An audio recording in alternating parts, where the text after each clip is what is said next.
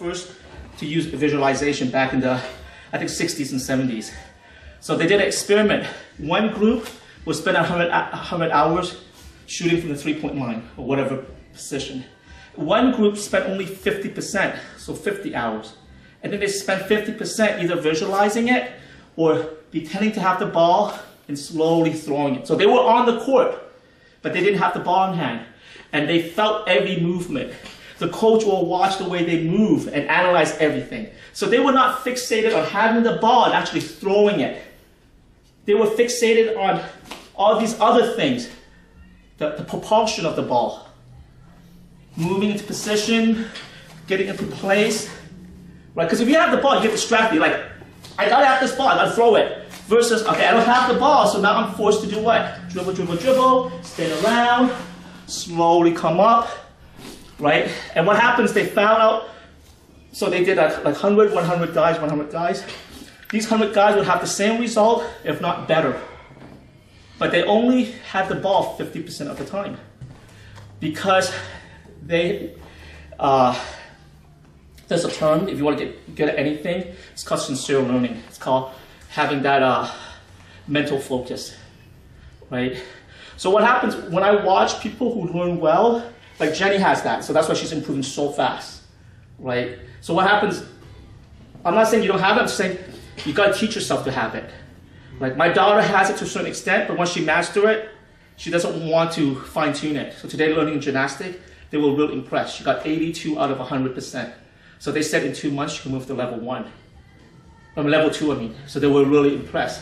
But the problem with her is that once she masters a skill, she doesn't want to get it better. Like, you know how you guys were doing that throw and I say, hey, Paul, you got to swing this hand a little bit faster. You got to tap a little bit faster.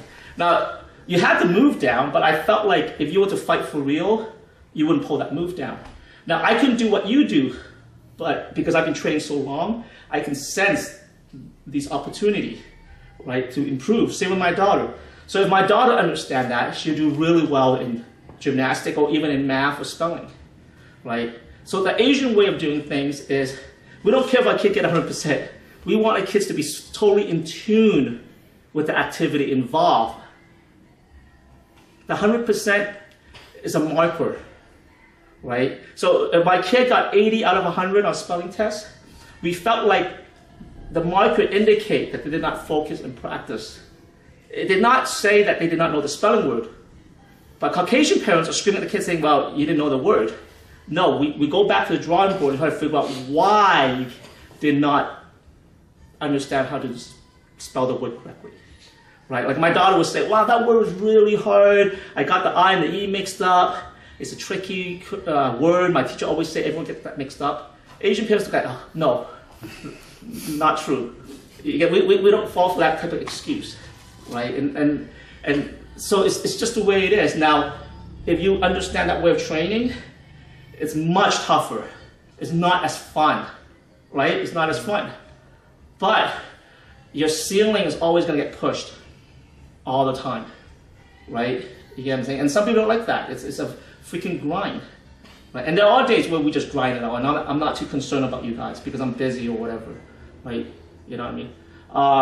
You have anything we're going to leave soon, but you have anything you want to add to, because you've been here for 2.5 years, you have anything to add? Insight? Back to the drilling in basketball, if you want to relate that to our free rolling time. Make sure the reason why drilling in such a way is so beneficial, even with half the time, is you're focusing on that one specific thing that you want to get better, versus you're playing the game and maybe you'll be able to practice that one movement. But with drilling, you get to go back, do it again, exactly. do it again. And even though you only spent 50 hours out of 100, out of that 100 hours, maybe you did that one thing once, twice, 5 times. Out of that 50 hours, you did it, you know, 1,000,000 times. So you got all that time to practice it, sort of thing. So focus training.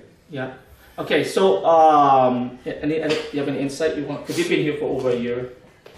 No, not really. Okay. I find that when, like, shadow boxing, shadow grappling, anything like that, yeah. I find that it's more difficult than actually just doing it and doing the drills with somebody else. I find it's way harder to try and do it by yourself. Okay.